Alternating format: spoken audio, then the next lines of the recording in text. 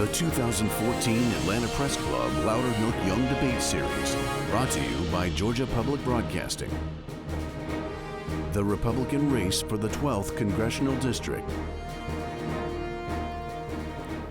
And good evening, everybody. I'm Brad Means, co-anchor of WJBF News Channel 6's weekday newscasts in Augusta. And we sure would like to welcome our viewers and our live audience to the Atlanta Press Club Loudermilk Young Debate Series, originating from the Georgia Public Broadcasting Studios in Atlanta. Now, this is the debate between the Republican candidates in Georgia's 12th Congressional District. The 12th Congressional District covers the better part of southeastern Georgia. Some of the larger counties include Richmond, Burke, and Bullock counties. Now, let's meet our candidates. They are in alphabetical order. Rick Allen, he owns a construction company in Augusta. Delvis Dutton serves in the Georgia House of Representatives for House District 157. John Stone is the former Washington Chief of Staff to House Homeland Security Appropriations Subcommittee Chairman John Carter. He's also the former president of the U.S. Freedom Foundation. And Diane Vann is a pediatric nursing educator and an author. Now, finally, we have Eugene, who was invited but is not here this evening. Therefore, he will be represented by an empty podium. It is time now to meet our panel of journalists. We'll begin with Steve Crawford. Steve is publisher of the Columbia County News-Times. Nick Lully, an award-winning journalist for WFXG Fox 54 in Augusta. And Lauren Walsh, another award-winning journalist out of NBC 26, also in the great city of Augusta.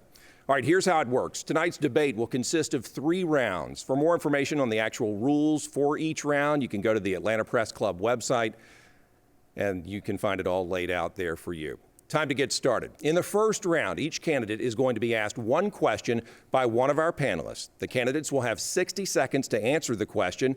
And Nick Lully, you get the first question to Diane Vann. Okay, Ms. Vann, as part of your campaign platform, you've taken particular aim at the current administration, saying things like President Obama is a communist. What evidence do you have to back up that claim and others you've made? Well, I've taken the time to delve into the Communist Manifesto. I hadn't read it before, but Obama reminded me of my tour guide in East Berlin back in the 1970s, and I thought, why would a party put forward a communist for president? So that's what motivated me to look at the Communist Manifesto. And I've had a graduate education, master's in nursing, so I know you look at the original source. And in breaking that down took me a lot of time, but I found the roots for what he's been doing with his executive orders and his czars in that manifesto. I also found that the manifesto of 1992, Agenda 21 by the United Nations, is also being carried out today. All right, thanks a lot, Diane. Nick, good job. Time for our next question. It's going to come from Steve Crawford, and you get to ask a question to John Stone. Mr. Stone, you've said that if elected, you will work to bring 2 different interstates to Georgia, both passing through Augusta. Given the current political situation in Washington, D.C. and the expense of such projects, how do you propose to do such a thing if you, as a junior congressman from Georgia? Steve, to begin with, these were 2 existing pieces of legislation that we passed the feasibility study request into law in 2006. And interestingly, of all the things we debate in Washington, this was one of the few issues in which we had broad bipartisan support from both parties across both sides of the Capitol in both the House and the Senate when it was introduced. And we moved it forward very rapidly from the time that Congressman Burns and former Senator Zell Miller introduced it in the House. It's one whose time has come. It benefits the entire South, including the greater Atlanta area and Augusta and all parts of our district. And it's one that we simply need to revive that bipartisan push that we had. We've got to have the member of Congress from this district, from our 12th district, leading the charge on that, and we can very rapidly put back together that bipartisan coalition that we had in support of it, bring our economy forward in our district, and help all of the congestion problems we have in the greater Georgia area. Thank you. It is time now for a question from panelist Lauren Walsh. And Lauren, your question is for Delvis Dutton. Hey, Mr. Dutton. Your campaign ads right now say you're running against Congress. So how do you explain to voters what that means? Well, it's simple. Washington's broken, and the 12th district has not had representation. And the last 4 years, I've served in the Georgia General Assembly, and I believe that the the record of representing the people that elect you are clear through the record that I have over the last 4 years. What we're seeing in Washington are people that say one thing to get elected and then they do something entirely different. And I believe that there's time for a culture change there. And I believe that we've done the same thing here in Atlanta, and I feel like we can do it on the level in DC. All right, now time for another question from Steve Crawford. And Steve, this one's going to go to Rick Allen. Mr. Allen, there's estimates that there's 11 million illegal immigrants or undocumented workers in the U.S. and nearly 500,000 in Georgia. As many as 25% of those are estimated to work in the construction industry.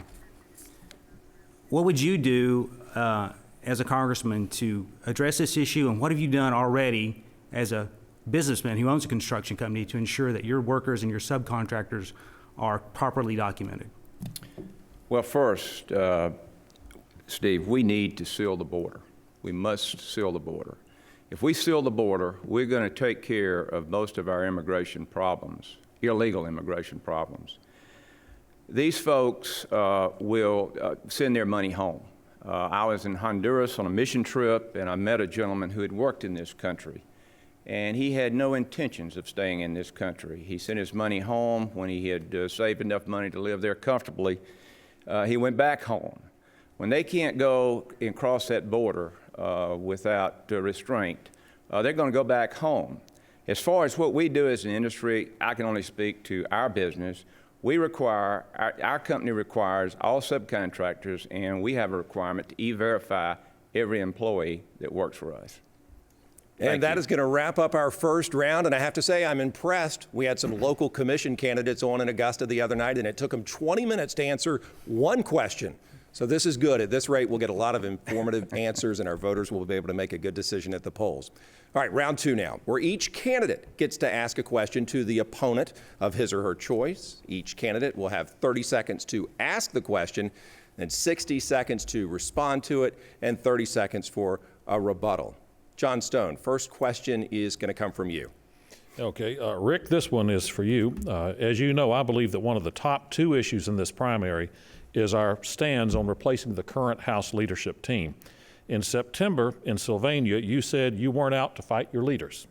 In April in Dublin, you said you would vote for new leaders. Then in Vidalia last week, you said the Bible commands we not attack but obey our leaders. Could you please clarify your stand on supporting a clean sweep of House leadership and why you won't sign the pledge to do so? Well, John, I am running for the United States Congress because I believe we need leadership in the United States Congress. That's why I'm doing this. I don't agree with the leadership that we have in the United States Congress. And that is this, and this simply. These folks are running and serving in Congress, and their intention is to solely keep their job. They're making decisions based on ideology, and they need to make decisions based on facts like we do in business every day. I intend to seek new leadership in Washington. I intend to be a leader in Washington. Thank you very much. And John Stone, 30 seconds to rebut if you so choose.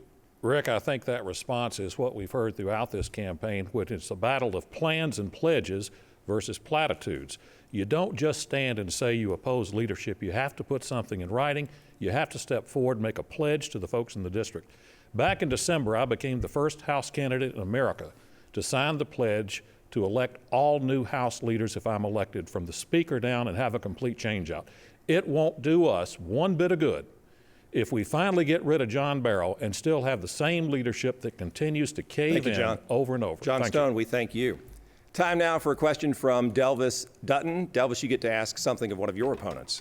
Yes, sir. I asked this of Rick. When I was elected, I'm going to get all the questions I guess tonight. so. When I was elected as state representative 4 years ago, I made a pledge in my personal life and my personal business to not participate in government bids, government contracts with my company. I would ask you that if successful in this bid for Congress, would you make the same pledge to the 12th District for any business that you have part of your current company or any future endeavor not to have any interaction in government contracts, whether that be local, county, or state or federal? Yeah. Well, this label of government contractor is a misnomer, and it's a political tool that my opponents are. I mean, if you check our contracts, we don't do business with the federal government. I mean, we've done no work on any federal project in our markets that we serve. And I'll challenge you to find a project that is funded solely by the federal government that we've participated in. Now, as far as local governments, yes. That's why I've not served on the commission. That's why I've not served on the Board of Education. But as far as federally funded projects contracted with the federal government, our company simply doesn't participate in those projects. Thank you. Delvis Dutton, your response? And we will not. So to be clear, if elected, you will not participate in county, state, or federal contracts? I'm running for the United States Congress, Delvis, and we do not do federal work, and we will not participate in federal work. Plus, we're transitioning the ownership of the company to the next generation. And, you know, pretty much I'm out of it. So that's why I'm running for the United States Congress. All right. Rick Allen, Delvis Dutton, we appreciate that. And Rick, they've been coming at you for the start of this round, so it's your turn to ask a question of the opponent of your choice. Well, Diane, I'm going to ask you a question. I hate for you to be left out of this, but you wrote a book. I want to know why you wrote that book. Well, in the event when I was running in 2010 in District 8 against Austin Scott and Kendall Loach, I would take the Communist Manifesto, I'd buy it individually, spend 20 minutes writing notes in the on the side for the different candidates. I passed it to all the candidates I met and all the elected officials. And I felt like afterwards I would put it on my website, which had been devoted to my campaign. And so in 2011, that's what I did. I put it on my website. And then I decided, well, it's easier to reach people who don't have internet through a book. And so I went ahead and did a book. It's available with download it, and you can actually hear it as well from Author House, but also Amazon and Barnes & Noble. But I felt like this was content that had been missing in my education, and I never picked it up until I heard Obama speak and realized we had a problem here in the United States, and boy, it's a big problem. And unless we educate ourselves and become educated altogether, we are at grave risk of losing our wonderful Constitution. Thank you, ma'am. Diane Vann, we appreciate it. Rick, your response to her answer, if you have one. Well, obviously, Diane has talked about the book extensively. I haven't had time to read it, but I just wanted the folks to know that the book was available out there and Diane's purpose in writing it. Thank you, Diane. All right, Diane Vann, you get to ask a question of the opponent of your choice, please, ma'am. John, I wanted to ask you, why do you believe the Republican leadership has failed us?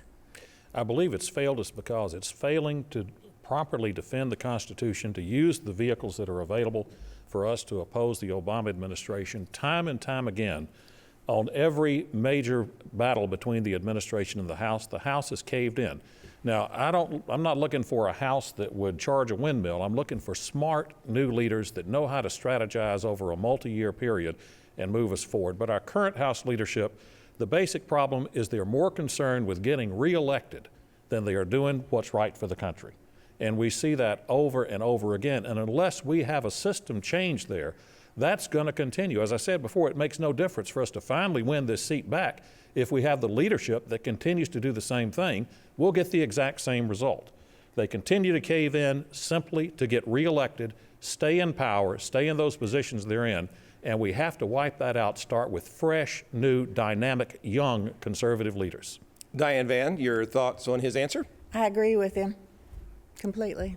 All right, thank you very much, candidates. That concludes round two. For those just joining us, this is the debate between the Republican candidates in Georgia's 12th Congressional District, and it is time for us to move on to our third and final round. In this round, each panelist is going to ask a question to the candidates of their choice until we run out of time, and I'll determine when a rebuttal is appropriate.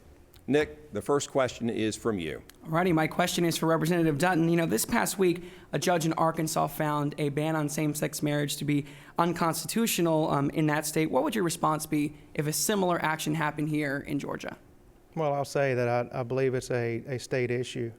And, you know, I guess we would have to see, you know, what that would throw us into as far as court cases. But, you know, currently in the state of Georgia, I don't think we have to face that issue right now. And I do believe it is an absolute issue for the states to decide. So Thank you. All right, Steve Crawford, your turn to ask a question to the candidate of your choice, please. Mr. Stone, you say that you want to go and end the Republican Civil War between the more conservative and the more moderate elements inside it. When you go in and act to remove all the leadership there, how will that end the Civil War? It'll end the Civil War because the current leadership that we have is actively campaigning against conservative candidates and particularly against Tea Party candidates and actively oppose them and raising money. And when you have your own leadership that's declared war against a segment of your own party, we got to change that leadership. I've said over and over through this that if I have to say which side of this I'm on, I'm obviously the conservative Tea Party based side. I've been endorsed by every Tea Party organization in our district, and then this last week by the Tea Party Express national organization.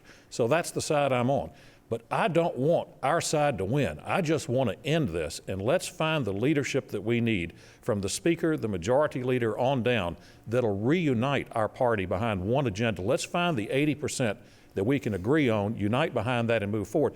And by the fact that this ongoing Civil War has become so bitter, we're not going to be able to do that with the current leadership. We got to have a new leadership structure and reunify. Time now for a question from our next panelist, Lauren Walsh. And Lauren, you direct that one to the candidate of your choice, please. Mr. Allen, how do you define middle class, and do you ever think the middle class will have to take on a bigger burden to get the federal deficit under control? Well, middle class would be, a certain wage earner. You've got obviously anyone who makes less than $25,000 in this country is basically below the poverty level. Middle class would be above that to some figure, and I don't necessarily agree with the federal government on how they classify the middle class. The way I see the middle class is they're the ones carrying the load, and that's like me, a working man. I've been involved in a business. We've got we employ lots of people, and our people pay their share of taxes to support what is going on in this federal government. And most of what's going on in the federal government, they don't agree with. And right now, the middle class is getting hurt the most, particularly with regard to the price of groceries, the price of gasoline. In fact, wage rates have gone down, and that needs to stop.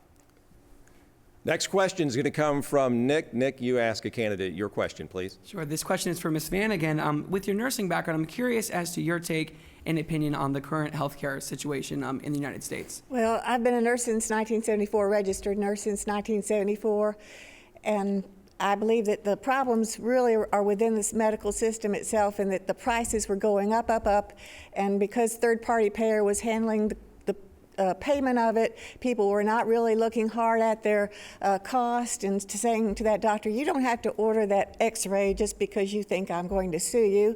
You don't have to do that defensive medicine with me, which now went up to about half the cost of our medical care.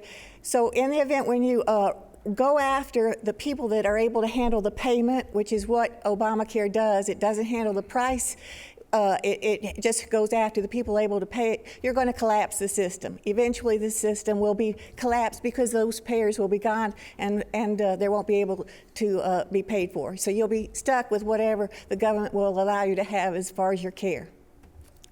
Time now for Steve Crawford to choose a congressional candidate and ask another question. Steve?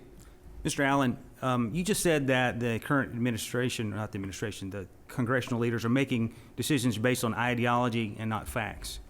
Given that there have been more and more reports coming out linking human activity to the global climate change and the scientific evidence behind that, how would you make decisions on energy policy and things having to do with global climate change if you're a congressman? Well, we know right now that we have the opportunity in North America to be energy independent. And we know that the current administration does not like fossil fuel because they believe it is damaging the environment and that the earth is warming. Now, so what do? Do we continue to send money to Asia, the very people that want to do away with the values which we have worked and men and women have died for? or do we want to be energy independent here at home? The facts are, I want to be energy independent here at home. We need that pipeline. We need it built now. And we need to do what we can do in this new technology to develop the oil. Natural gas is another one. And, you know, like I said, there's this ideology that we're creating this problem with the environment. We can discuss that from now on, but I see no factual basis for it. Lauren Walsh, time now for you to choose a candidate and ask a question, please.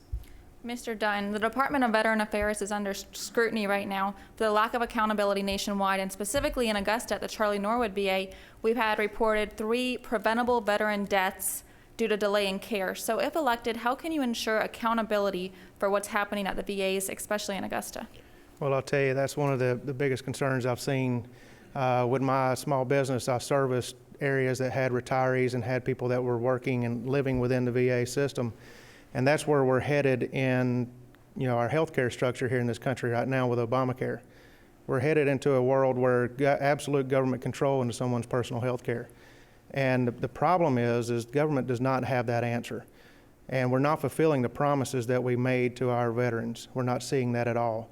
We're seeing them pushed aside, and we're seeing them discredited constantly. So the first thing we have to do is honor the commitments that we've made. We have to get government out of that structure, out of that involvement in the healthcare. That's why we've been fighting Obamacare for the last 4 years in the state of Georgia. But I do believe that there's options there. They should have the best care possible. They should have better care than any of the rest of us are offered. That could possibly be done with something along the line of giving them a voucher system to have the better health care that we've come to know. So thank you. There's other options there. Going through our rotation of panelists as they take turns asking questions of the 12th district candidate of their choice. Nick, your turn again. And this question is for Mr. Stone. On day one, if you are elected into this office, what is the first issue you tackle? Oh, the first issue, I'll take that question legislatively. I think we reintroduced the legislation on both of our 2 new interstates to get those cranked off again, to start building the momentum we need to pass them into law and get them going. Number 2, we need to introduce legislation to kick off building new reactors at Savannah River site and restarting the MOX fuel mission there. We need legislation to re-kick off deepening the harbor in the Port of Savannah right off the bat. These are is an issue we haven't really talked about tonight so far. We all, I think, have ideas on the national needs of the country, but we also have very specific economic development needs within our district. And these are some of the biggest things that have been left to wither on the vine with Mr. Barrow in office, just no activity, nothing being done. We got to get those restarted, and on day one, we need to reintroduce that legislation and get the economy of this district and our state cooking again. Thank you. All right, Steve, your turn to ask another question, please. Mr. Dutton, you have a well drilling business. Yes, sir. So you know a lot about groundwater. What should be done to protect groundwater in Georgia and out the United States, and does the EPA have a role in that? No, they don't. It is a private property right. That's been the case in this state for 200 years. We just addressed this issue on the state level in the legislature, where we were seeing a shift of trying to change the riparian right, the water rights, to give that authority to EPD. And it is a state-by-state issue, and it is a landowner's right for that water, and it's been that way for 200 years. So what we have to do is, hold back that effort to try to create a water czar, if you will, in that sense that we were seeing this year in Atlanta. And I think we did that through the efforts that we saw in Senate Bill 213.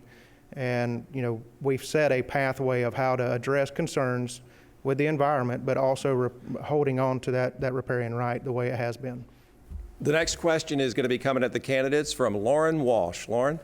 Mr. Stone, you've been campaigning throughout the entire election and in this debate about the idea of bringing 2 new interstates through Augusta, but how do you plan to pay for those interstates? The same way we paid for Georgia 400 here in Atlanta, and also for the fast way around 495 in Washington. We've got to have a whole new economic model for infrastructure in this coming century. Over the last 20th century, we had massive federal spending on massive federal projects, everything from NASA to our interstates to so many things we can't mention them. What we've got to do right now, we're broke. We've got to find new ways of building, and we have got to have new infrastructure in this century, or we're not going to be able to compete and have the jobs and the economy we need. What we can do is introduce a request for proposal for private sector companies to invest private dollars into building both I-14 and the I-81 extension. I-14, of course, from Augusta, Macon, Columbus, and out to San Antonio. I-81 extension from Savannah up to I-85.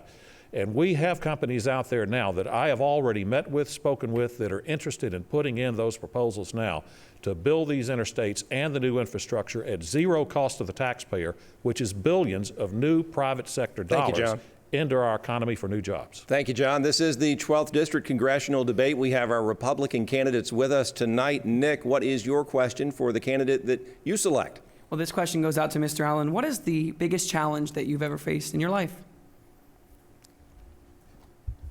We've been through 5 recessions in our business. Every recession creates its own set of problems. One of the things I want to bring to Washington is what we do in a recession. We look back, if it's been 7 years, and look what we were spending 7 years ago versus what we're spending today. And if what we're spending today is not really providing any new revenue, we get rid of it. And that's what we need to do in Washington.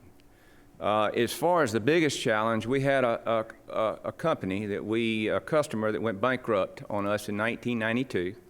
It was the only year in 37 years that we've had a deficit year.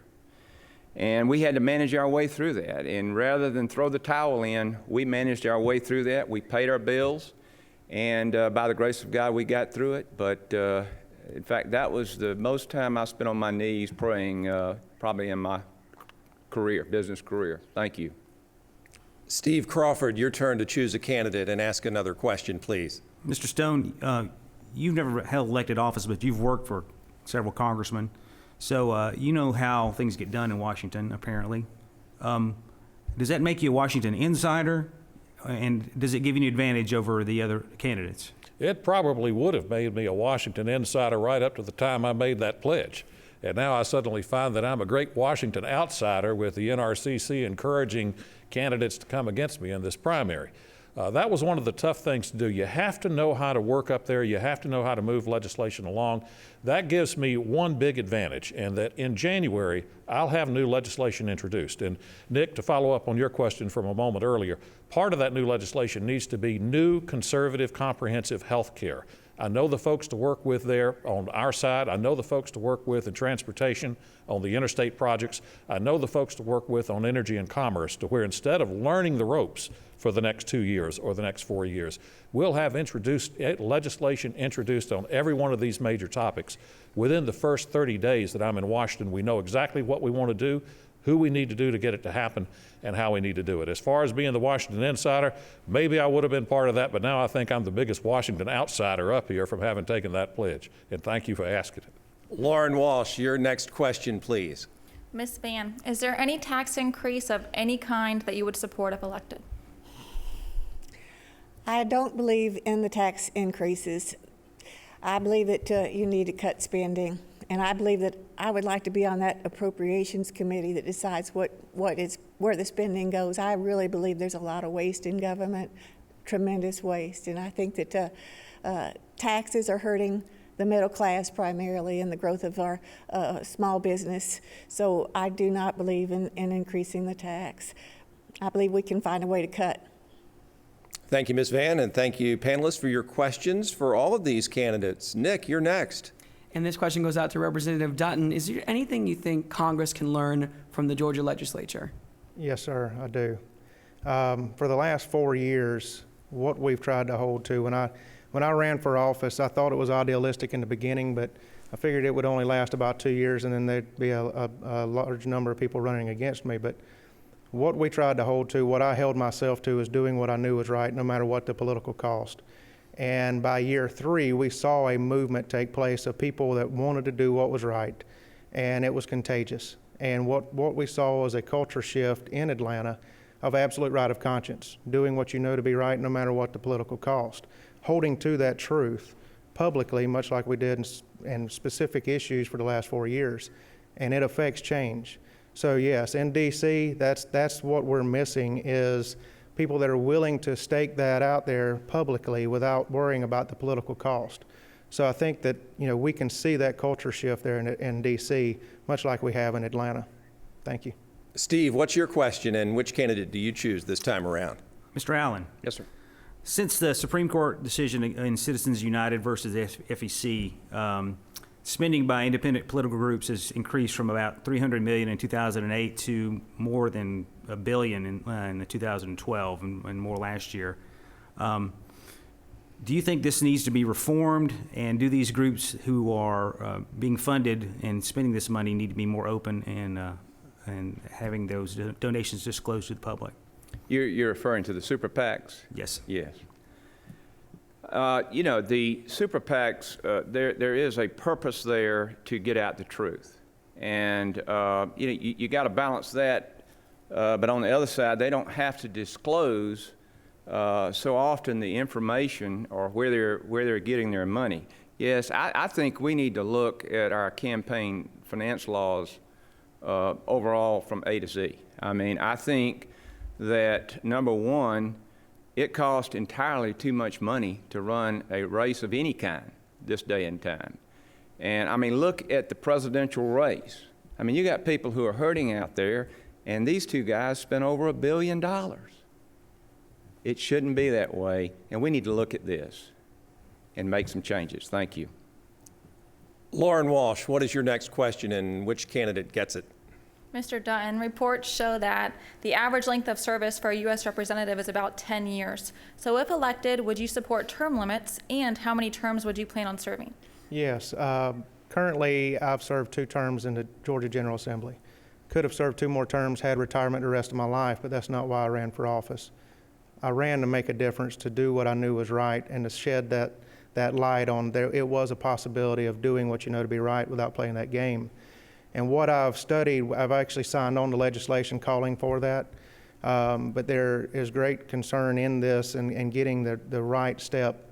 I know Madison had it right when we had 2-year term limits in Congress, but what we're seeing is the apathy in this country is allowing them to stay too long. And what you're seeing after 10 years, they're there for themselves. You're not seeing the movement, the changes, the effort to change this country. So, that formula is there, and yes, I'll be supporting that. Thank you. Candidates, I have a question. I'd like you all to take a moment to answer it. You don't have to use your full time. In fact, I would encourage you not to. But I read recently where a local Republican leader in Augusta said something to the effect of, "He who has the gold holds the key," referring to campaign war chests, essentially. John Barrow's is humongous. And my question is, how are you going to take him down? That's your goal. Is it going to be voter turnout? Is it going to be winning over voters at forums and debates like the one that our viewers are watching right now? How in the world are you going to unseat him when he has such a financial advantage over you? And Rick Allen, we'll begin with you and just go down the line. Well, first, I'll tell you, I love debating the issues with my fellow Republicans here, but I am sure looking forward to debating John Barrow and talking to him about when he went to Congress, this government was a $2.3 trillion government. And this president has just asked this government to be a $4 trillion government. And I want him to explain what in the world has happened in his tenure in Congress. The other fact is he has waffled on health care. He's well, I tell folks, it doesn't matter what you believe, John Barrow's with you. It's time to send people to Washington who will take a stand. John Barrow has spent $15 million holding this office. We got to make it a fair fight, and I think we can do that. Thank you, Brad. All right, Delvis Dutton, your thoughts on beating John Barrow and how you're going to do it if you do. Right. I think what we've been missing in this 12th district is an example, something that the district could believe in. In this age, with the culture shift that we've seen, there's an awakening in this country. People are paying attention with the technology that's there. They're actually digging in and researching. It's not as a numb electric as it has been. Just like in this Republican primary, we're going to see the voters take a few minutes before they walk in a ballot box and decide who they want for the Republican nominee. We're going to see that against John Barrow. The difference is the way you defeat Barrow is showing his record for the last 8 years he's held office, he matches Nancy Pelosi 94% of the time, showing that voting record, but also having an example of showing what it is to actually represent the people that elect you instead of trying to maintain office. And that's what we bring to this table, is a proven constitutional record of, while serving for 4 years, the people that elected me. John Stone, your thoughts? Brad, it's going to take three things: money, a message, and the ability to debate. As far as the money goes, in spite of my outspokenness on this issue of the need to elect new leadership, I have met multiple times with our national party folks in Washington. They've committed, they're putting multi-million dollars into this race for whoever wins the primary. It's going to be there. We'll finally have the money from the national party to compete to begin with. Second, the ability to debate.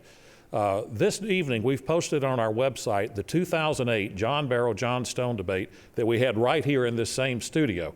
It's on our YouTube site. Take a look at it. See what you think. For everybody watching the program tonight, jump on that YouTube site and see, can we effectively debate John Barrow? And I think you'll find that we did then and we can again. And we've got to take it to him on the issues, on specific issues. Those economic issues I've been talking about before. We were debating our two interstates that night here at GPTV. John Barrow saying, I'm going to support those, and he didn't. We got to hit him on these issues.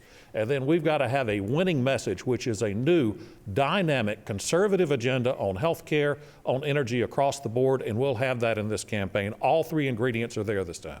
Thank you. Diane, Vann, your thoughts on defeating John Barrow, how you'd do it? Well, I think John Barrow has been a fine man. I think he's offered excellent constituent services to his people and constituents.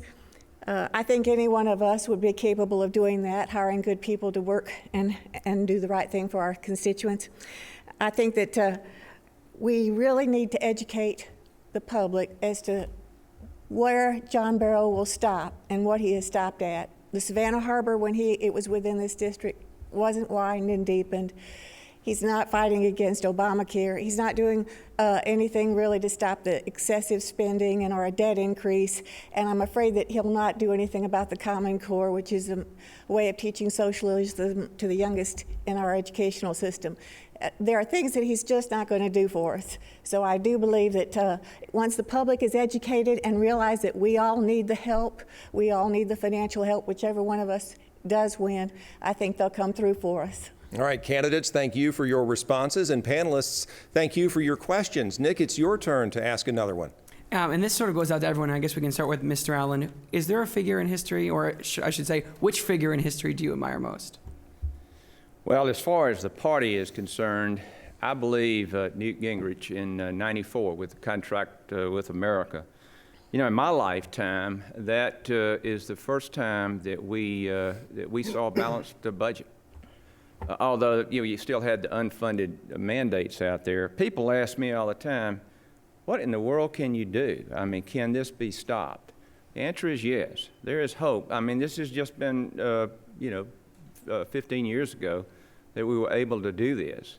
Obviously, we've got to get the Senate, and we've got to stop this president from spinning us into oblivion. And I believe we can do that. And Newt was able to get that done. The only thing that we didn't accomplish then was a balanced budget amendment and term limits. And we've got to get that done as well. Thank you. All right, Steve Crawford, your turn to ask a question, please, sir. Mr. Dutton, your website said there will be no Constitution without Christ. Do you think it's a necessary component to be a Christian, to understand the Constitution and to defend it, and why? Yes, sir. Much to the question that we just saw. My example is George Washington. It was a man that believed in a providential hand and guided him in the founding of this country and the revolution that gave us this country. The founders believed in the fabric, the providential hand that helped create the Constitution that we hold to. And if we'll hold to those foundational principles, we'll see this country continue to prosper. But yes, I completely agree that we have to get back to that level in this country or it's lost. And in Atlanta, we've actually held to that. We've actually, many of y'all know there's a Appeal to Heaven movement, and that was actually a flag that Washington had on his first naval fleet, arguably the first flag of this nation. You won't hear about it in your history books. But that's where this country was founded, and that's the only way that this country is going to remain as great as it has been. Yes, sir. Lauren Walsh, thank you, sir. Lauren Walsh, your turn to ask a question of a candidate of your choice, please. Mr. Allen, do you support the president's proposal to raise minimum wage to $10.10 an hour? You know, in this economy, frankly, you know, why do we need a minimum wage? I mean, you've got people who are entering the job market today, and at least in our business, to get workers, we're paying them much more than $10 an hour. You know, this minimum wage discussion is nothing more than a political tool that the Democrats bring up anytime they're in trouble. And frankly, you know, we've seen the studies, and we've seen what this minimum wage increase does to our small business community. This president is going to put the small business community out of business if he doesn't stop engineering our economy. No, I think the minimum wage is fine where it is. Thank you. Nick, it's come back around to you again. What's your question, and which candidate gets to answer it? This question is for Mr. Stone. Do you think that the Republican Party, has changed, say, over the last 20, 30 years to where it is today? I think in some ways that it has. It's become much more establishment. It's become much more globalist in its outlook. And when you look at the various factions that make up our party, there's the Wall Street crowd, there's the Washington crowd, there's the Main Street crowd. And we have a national party at the establishment level, which is a minority of the party that is much more focused on those macroeconomic issues. It ignores the issues concerning us here in the district, concerning what the majority of conservatives around the country would like to have their government do and what they'd have their party do. And there's very much a disconnect. And this is one of the reasons I continue pushing. We've got to have leadership that will bring these factions back together under one tent in which we're all fighting for the same things again, and that we put together a winsome alternative to what the Democrats are offering. One of the most frustrating things in leadership in Washington is leadership saying, let's not come out with definite proposals. Let's let the people vote against Obama and the Democrats. I think that's wrong. I think we need to give people something to be for and not just against, and that's what's changed in the party. Steve Crawford, it is your turn to ask a question of the candidate of your choice, please. Ms. Vann, you've talked about impeaching President Obama and the Democratic leadership in Congress. But what other things would you do if elected? How would you cut the budget? How would you rein in some of these financial problems? I think I'd take a look at all the regulations that have been passed or that Obama has signed off on. He's done over 900 executive orders. I think we could probably look at all of those and work on eliminating those from the system, and a lot of the regulations that people are now being faced with, as well as just really looking hard at what's been done and we don't know about, really. Lauren Walsh, it's your turn to ask a question of one of our candidates.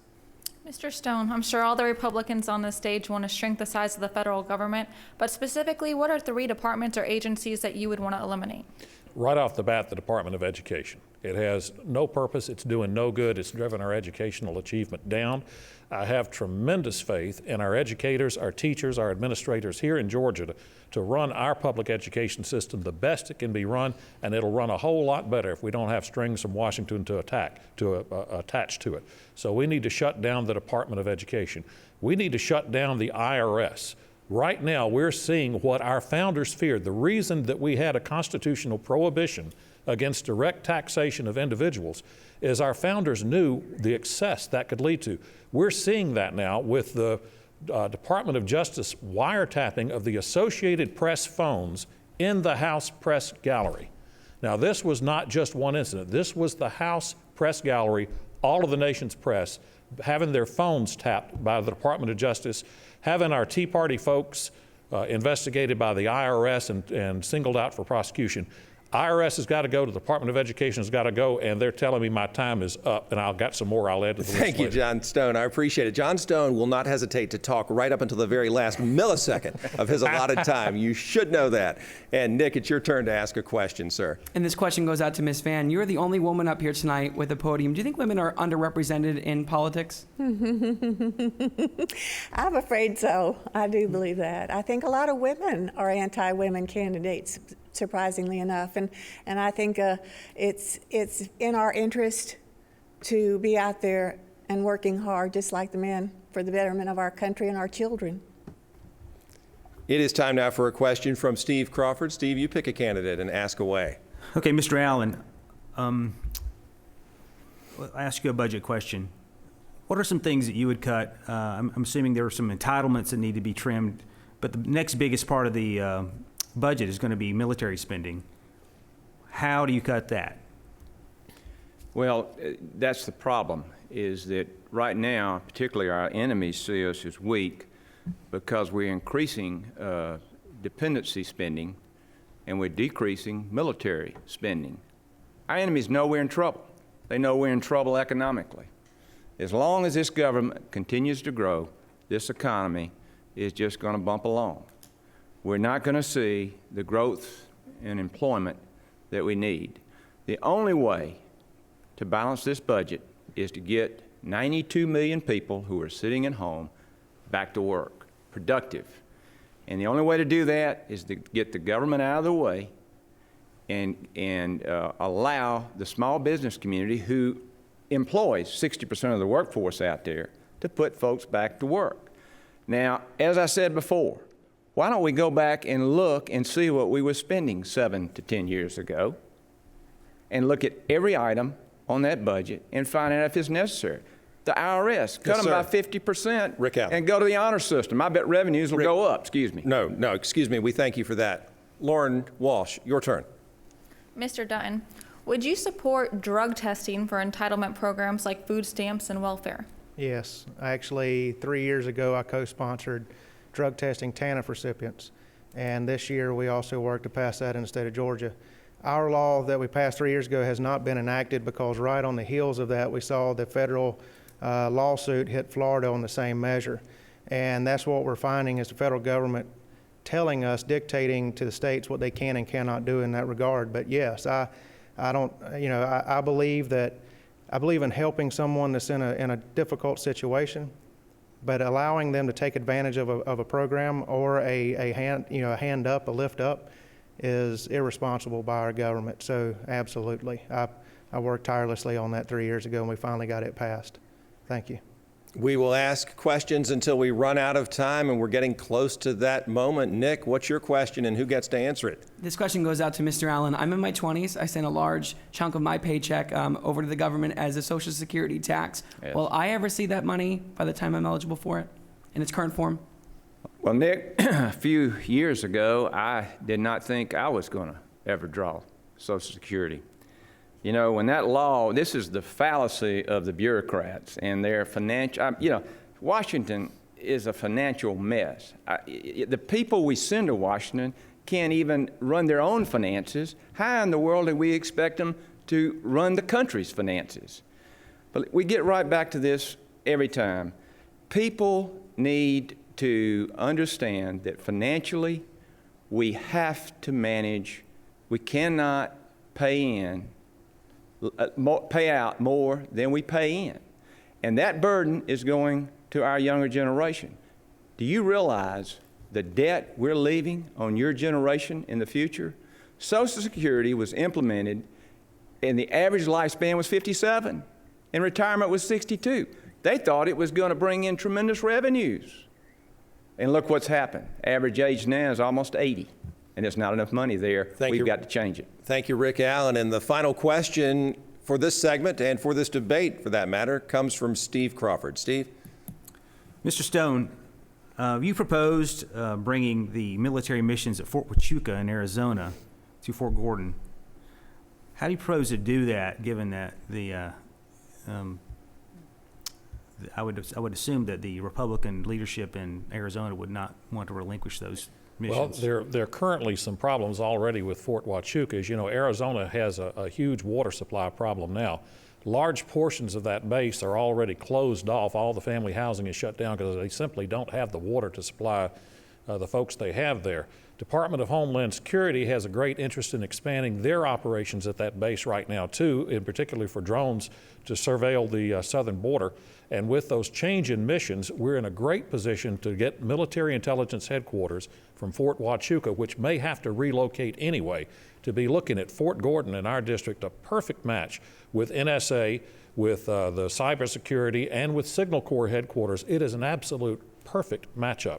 But we need to be working on it now because it's 10 years out. I would like to take my last second to respond, Lauren, to your earlier question about drug testing. I think we should drug test members of Congress.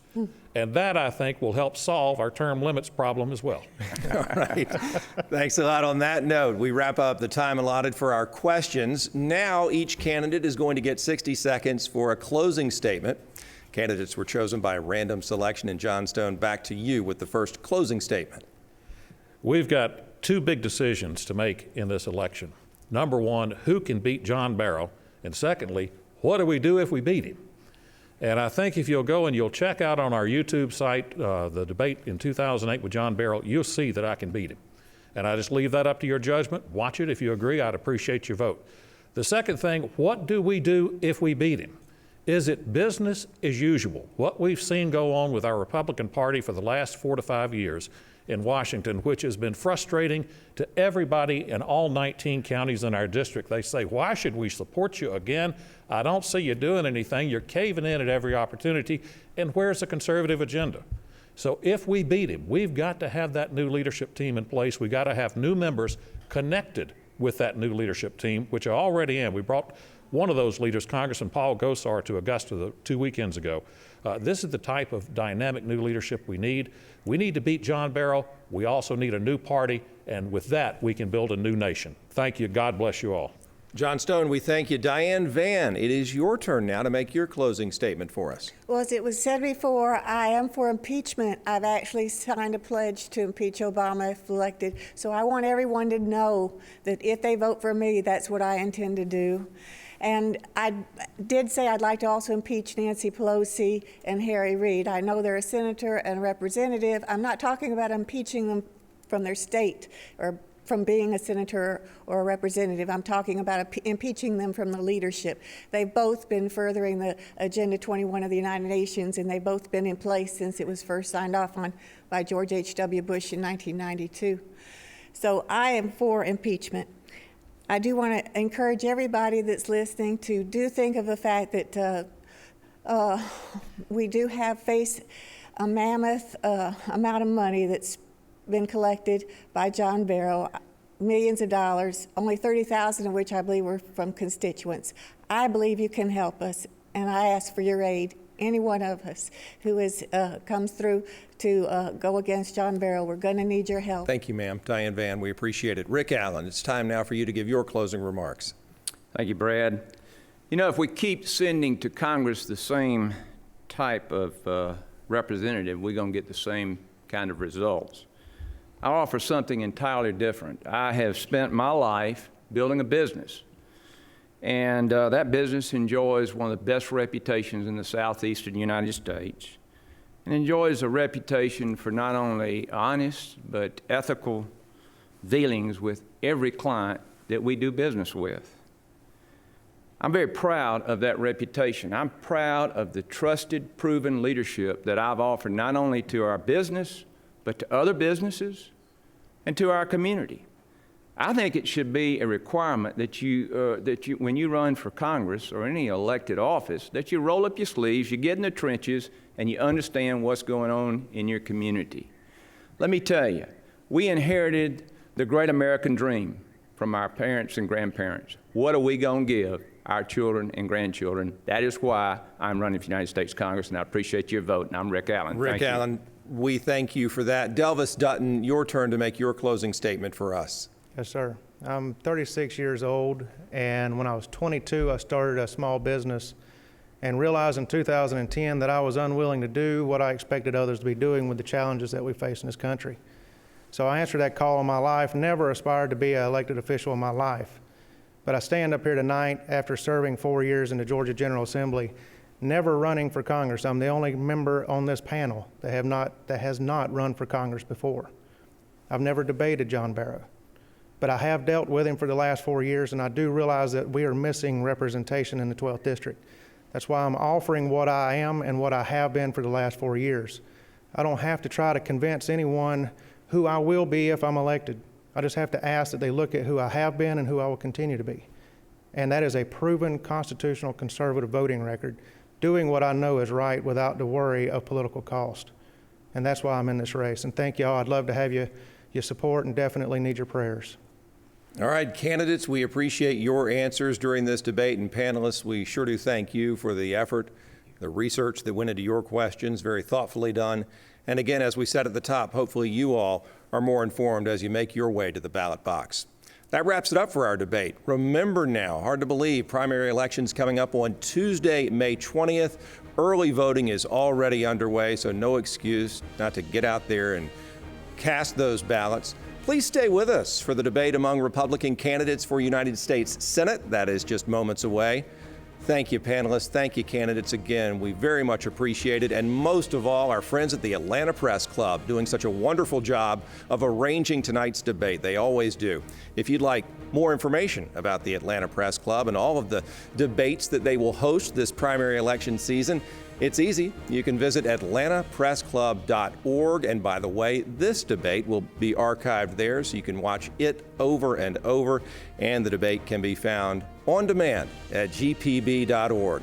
The Atlanta Press Club Loudermilk Young Debate Series is made possible by a donation from R. Charles Loudermilk.